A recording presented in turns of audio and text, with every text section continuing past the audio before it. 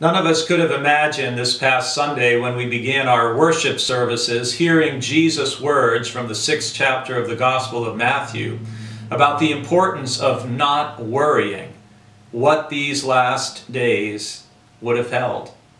And yet here we are after an unprecedented week in our nation and indeed in the world. Because of the COVID-19 virus, we have seen unprecedented steps taken across our nation. Major League Baseball, the National Hockey League, the NBA, the NCAA have all canceled their sports. Colleges and universities are sending tens of thousands of students home from their campuses. Changes are coming faster than we can keep up with. We have been trying to track the changes due to the virus and what has been shared by our governmental officials. And we know that the greatest threat from COVID-19 is to those in our communities who are age 60 and older, and especially those 80 and older. And on the Lower Cape and at BBC, that's the largest segment of our population. As a result, we are taking the very difficult step of temporarily suspending having worship on Sunday.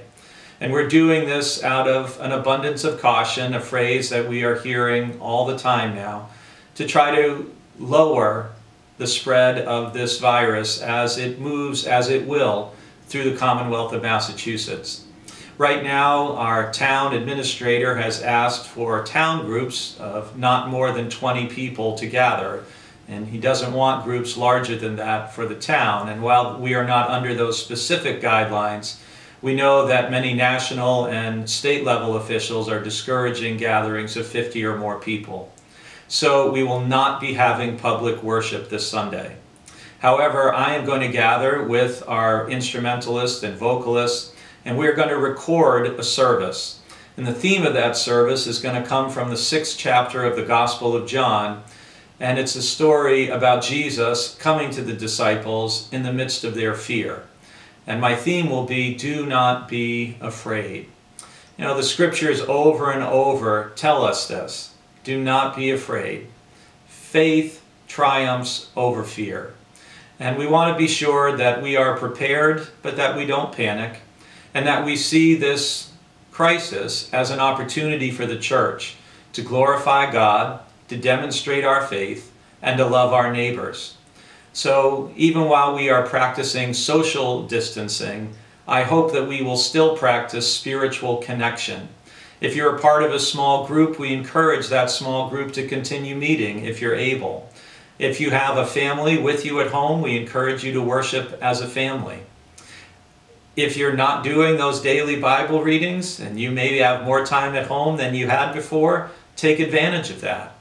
And remember that we are, as Christians, in the season of Lent, a season when Christians have traditionally practiced spiritual disciplines of abstinence, of giving up or renouncing things. It's a time when Christians have practiced solitude, silence, service, and other such practices, and we have an opportunity to do that.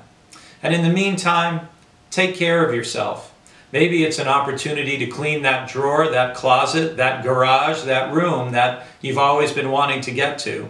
Or perhaps you can do some other reading that you've put aside for a while. Make sure you get outside, enjoy the beauty of spring, which is already unfolding. And remember, eventually, this too shall pass.